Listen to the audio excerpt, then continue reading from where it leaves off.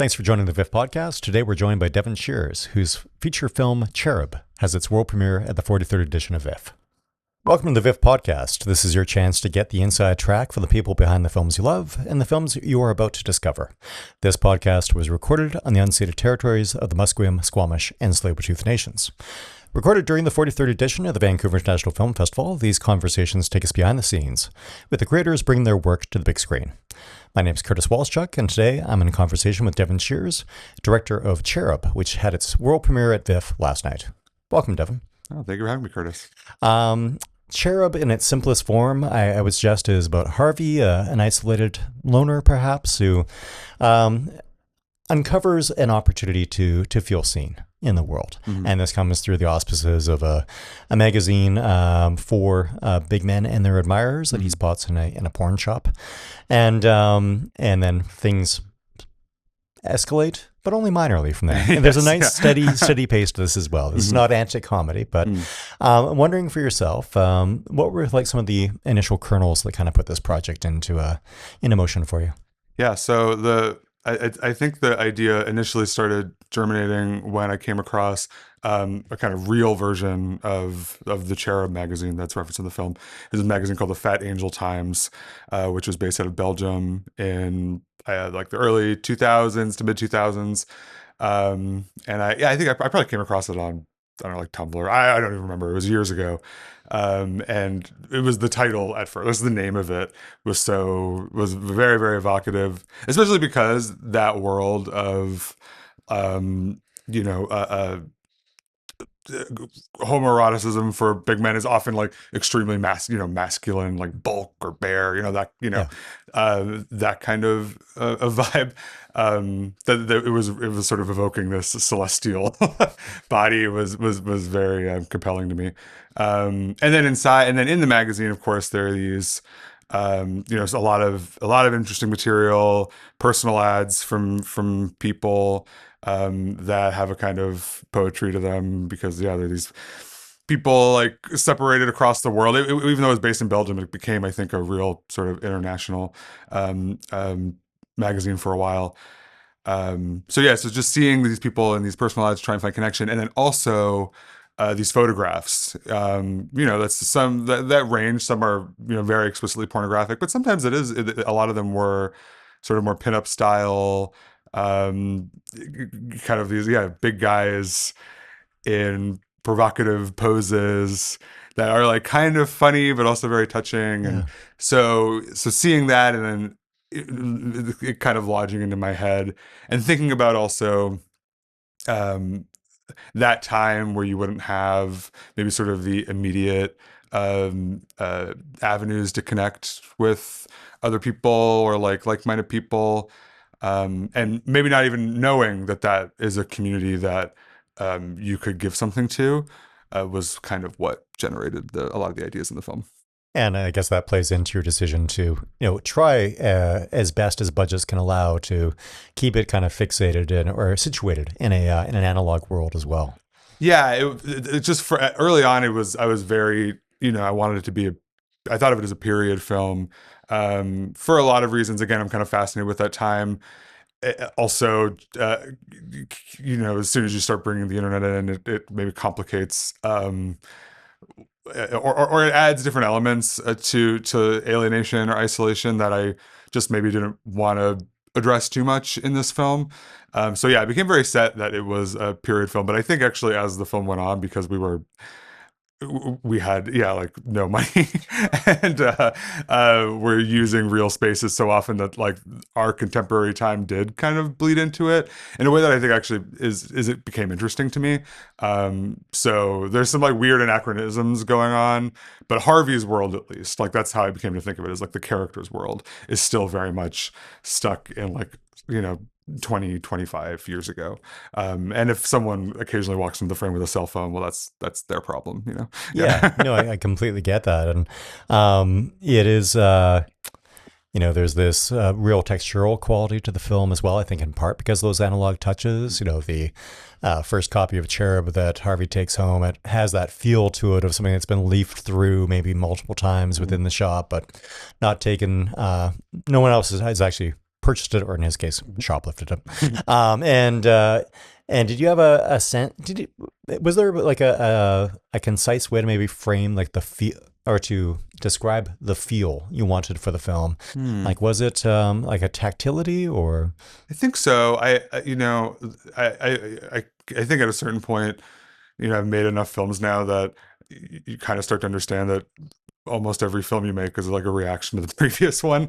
So I made a short film called Grown to Darkness that also played here at VIF a few years ago, and that had a few things going on in it. In that, um, uh, on one hand, it did have a sort of opening section that was this man living alone and had kind of following his day, but then it did get into this sort of like relationship where there's the main scene of that film is kind of just a conversation between two people.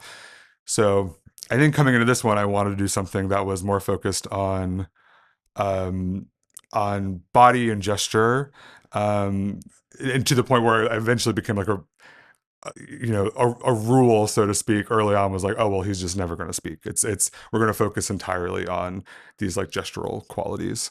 And so with that, obviously, it's inherently probably going to be a pretty quiet film. So I definitely started thinking about it that way.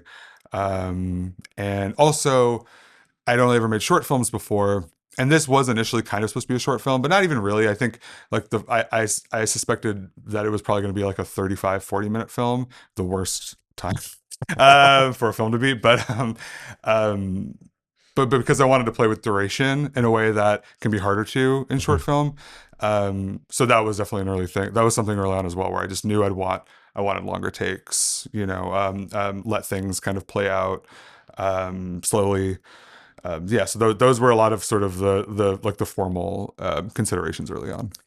Well, you mentioned, each film perhaps being a reaction to the previous one, Yeah. but I do think there is a bit of or there's an affinity with the two shorts that have played at VIF that do kind of have this element of striving for connection, or almost like this communion.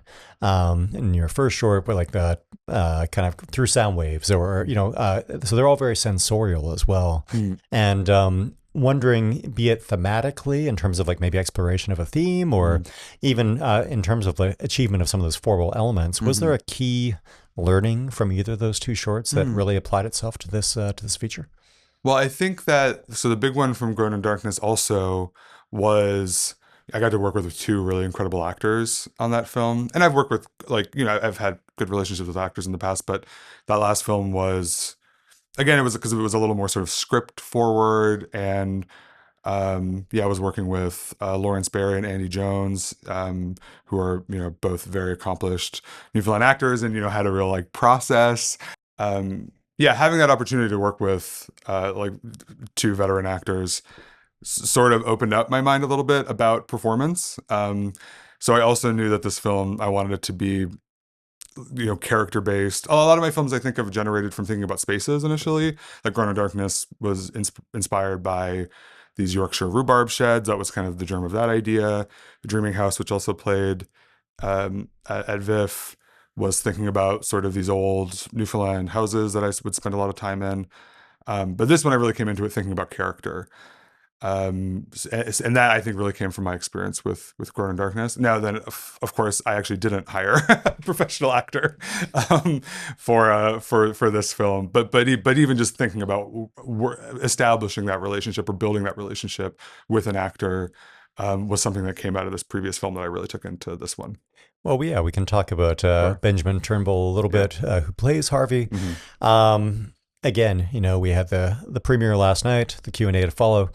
We've had a lot of films with like non-actors in them, and I don't think I've ever felt someone like who's just kind of like so at ease in themselves as Ben, like just like a really lovely presence as well, and very open. So it's quite the counterpoint to seeing how internalized Harvey is. And maybe you can speak a little bit just to, your first conversations, or how you met and really thought he might be the right fit for this film. Yeah, well, I knew Ben a little bit through like the internet. I did my undergrad in Toronto, but then went home to Newfoundland for a number of years. And in that meantime, he just became friends with a lot of people that I knew in Toronto. Um, and so we had a sort of general awareness of each other, followed each other on Twitter. um, and yeah, and so and then I moved back to Toronto to do my master's. I made this film as part of my master's at York University, and it was kind of, a lot of it was formed already when I started the program. So I obviously I had a very specific thing I needed for this character in terms of the physicality of it.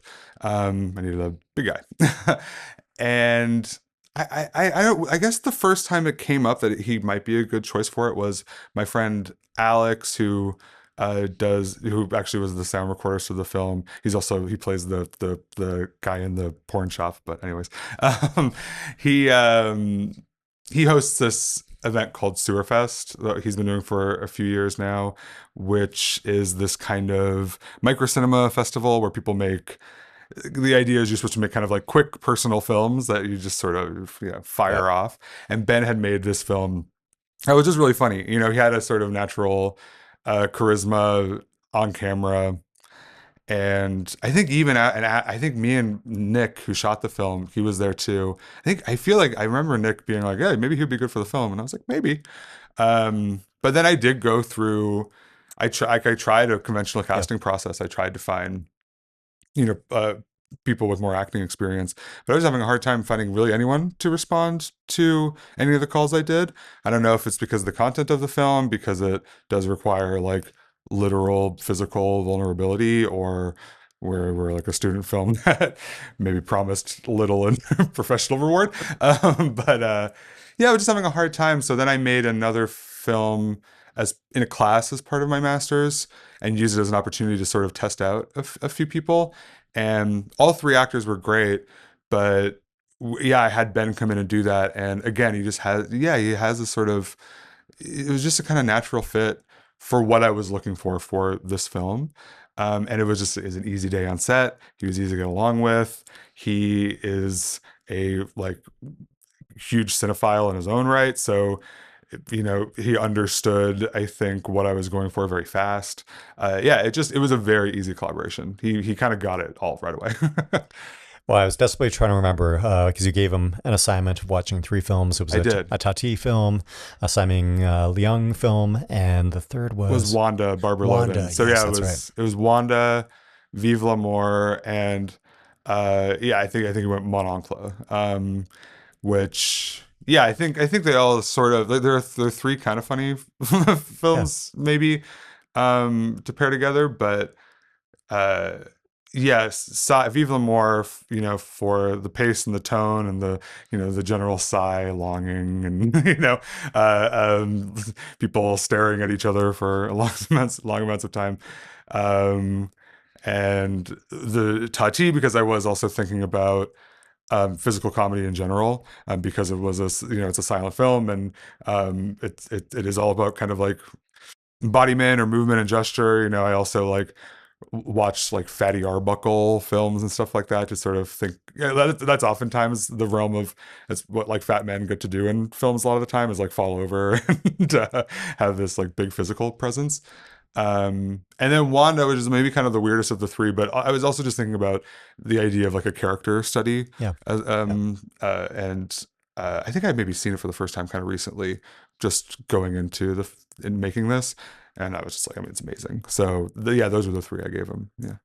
I think, I can see that maybe the Wanda piece is even like in his like morning commute to work, and the university workplace, very different than Wanda, but still kind of the daily toil, if you will. Yes. Which or routine, if you will. Which I think lands, and I think it's a really, even though I couldn't remember Wanda this morning, a really potent cocktail of cinematic kind of references. And it's funny, the Tati, when that came up, because I did really think of portions of it as a physical comedy, although there's no falling down. No. And it's just there's the way that he holds himself in some scenes, or even like the slightest, as you suggested earlier, like gesture in reaction to something, or in these moments of kind of actualization as well, which I think are lovely to see.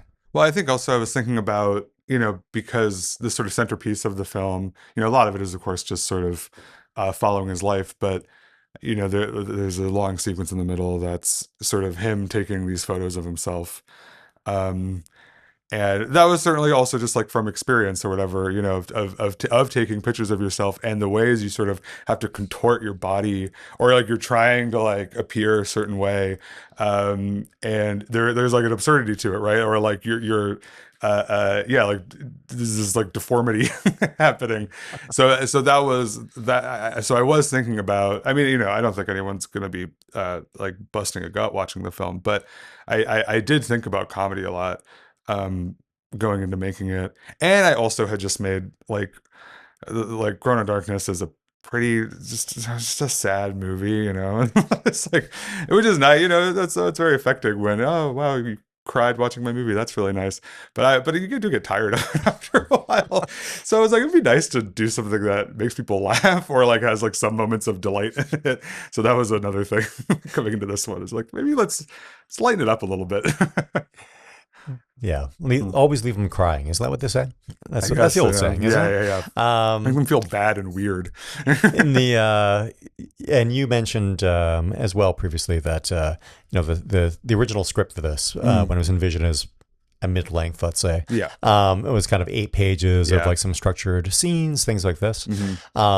Was this a transition for you from making shorts to features? Of like, I think with a short you can be very structured in terms of like, this is what the 14 minutes going to be, but when you move to 75 minutes, you have to allow for more things to enter the equation. Well, I think that, I mean, I've always had a weird time with the with like the script page thing. Like I have not found that when I write a like 1 page of script is 1 minute. I think even Grown in Darkness, which is like 17 minutes, I think that's only like a 9 or 10 page script as well. So I already was kind of going that way.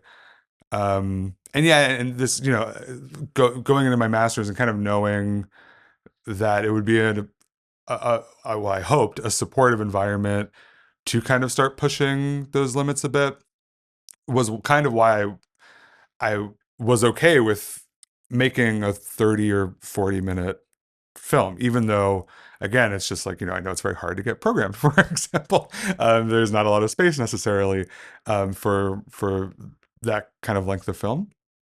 But I was like, it's I'll get a master's out of it. I'll have sort of dip my toe a little bit into feature filmmaking before then going off and making the real feature or whatever. And so we did the 5 days of shooting. Yeah, with a script that was, like pretty bare bones descriptions of scenes. Sometimes one line would be, 45 seconds or something like that. But when that was sort of put together, we still had a little bit more to shoot, but we had most of what I had written done. And I brought it to John Grayson, who was my supervisor, and I think it's like the rarest note, a very flattering note of, I think actually you need to do more. So that's kind of what kicked off that process. And so, so we started doing pickup days. And from there, it was also really like, I kind of stopped scripting them. I still have it in my phone, a notes app that just labeled Harvey's gestures, which were just ideas of places to put this character. And especially into that part of the filmmaking, I was just kind of thinking about what textures to add. Like what do I want to see him do? We kind of had the story already in there. So it was just like, what are interesting places to put him and have him interact with things? And then, what's available to us? What can we actually get? So like there were kind of all these like different forms of writing that came together. It became very process based by the end of it. And so, and the result was I just sort of, I described it as very accidentally making my first feature. Just great. It's nice to have the Band-Aid ripped off, because I think me and Ben were just talking about this. I think it can be easy to like really toil and like you want it to be perfect. You want like your first feature to be like this culmination of like, your world view or whatever. And I just kind of accidentally did it. Accidentally made your first feature. Yeah, it's like, now it's done. I can do another one. I was curious maybe to hear a little bit more about your relationship with John Grayson. He's had work screen at the festival recently, but certainly an incredibly a uncompromising filmmaker, Yeah. and also someone whose work can not be easily categorized either. It No. functions on so many different levels, and you mentioned that important note, but wondering about anything else from that relationship that you've really drawn upon. Yeah. I mean, he's, I was a fan of his work before we got sort of paired together. So I was very excited. Um, and but I'll say first that he's so kind and engaged so easily with the work in a way that was encouraging and exciting, which I think was what I needed Yeah. at that time, was someone who, yeah, wanted to push me, but in like a positive way, like not necessarily not, there was never any kind of like tearing down the idea or like, oh, we got to scrap this and rebuild it. It always felt very like playful and generative. And I think he also, but yeah, like you said, he's such an uncompromising filmmaker. Um, and is such a bold filmmaker. And so I think he really also maybe pushed me to explore things that maybe I wasn't as comfortable exploring at first, like especially, obviously there was always like sexuality built into this film, but a lot of the character sexuality was much, much more at arm's length Hmm. early on. And that was a lot of the stuff he wanted to really push me on, was exploring that more. Um, that yeah, I don't know, maybe at first, I don't know why I didn't want to at first. It was, I guess, just felt like maybe I was avoiding it because I wanted to talk about other things, or I don't know. Anyways, um, but yeah, I'm so inspired by him, and like he has like so much conviction and so much integrity as a filmmaker, and it's, I feel like so lucky and blessed to have spent the last 2 years like having him engage with me on this Yeah. project. Yeah.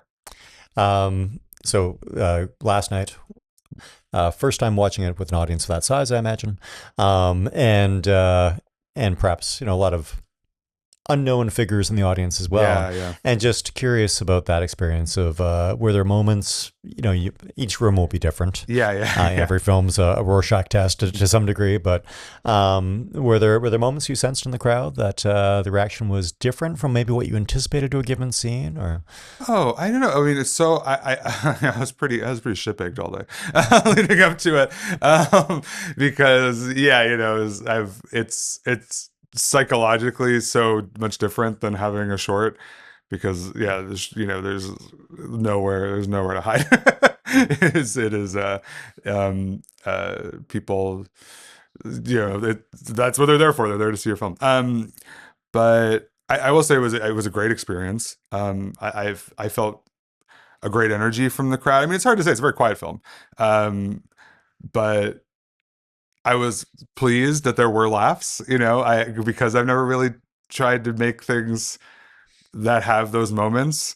I've always been very like, when people make comedies, I'm like, that must be terrifying, because when I make my little weepies, like there's no way to judge how, really how people are reacting, but when you make a comedy, if they don't laugh, it's like, well, that's a failure, I suppose. So it was nice to like have that build, those moments, and I feel like our conversation after, people like, connected with like the character and the tone and stuff. And I made this in a bubble for a couple of years. Obviously, I had feedback from collaborators and trusted friends and all that stuff. But you can't, at the end of the day, it's strangers that are really gonna tell you if your film is good or not. And yeah, I don't know. I did. Maybe it was just, maybe I'm projecting, but I felt a lot of like warmth from the crowd last night. Yeah, But no, I agree hard to completely. say. And I Yeah. think, yeah, you can't really get away with being like, I think they're still processing the comedy. Yeah. Like they're just gonna have to think about the comedy Yes. for a while. And And I think as still my film, I could probably rationalize it, be like, well, it's not supposed to be that funny, but but they did laugh, and I was like, okay, good, all right, I'll take them. Yeah. all right, well, we're gonna reach into this random right. box of Forgot about questions this, yeah. and see what the fates hold for you, Okay. if they're kind or cruel on this fateful morning. Oh wow. Okay, I didn't know there were cruel ones. If you had to have one director's style influence your life, whose would it be? My life. Your life, not your work. Your life. My life. Well, we were talking about Jacques Tati. Those seem like a lot of fun. I guess it's the mix. It's the the hell of modern life, but also, it's also it's playtime. They're having fun. Um, so maybe Jacques Tati, or I now can only think of the films we've talked about already. Simon Langs are also good. I also like to stand around sort of dilapidated buildings and stare longingly at people. So I would take that as well. Yeah. We'll accept both. Yeah. Great. An amalgam. Yeah. Fantastic. Well, Yeah. Devin, thank you so much for talking with us today. Thank you, Curtis. It's been a joy having you. Thanks. You have been listening to the VIF podcast. Thanks to our community broadcast partner, TELUS Story Hive, for their support. If you're enjoying the show, please rate and review the podcast and be sure to hit subscribe so you don't miss an episode. Visit VIF.org to learn more about the Vancouver International Film Festival and to see what's on at the VIF Center year-round.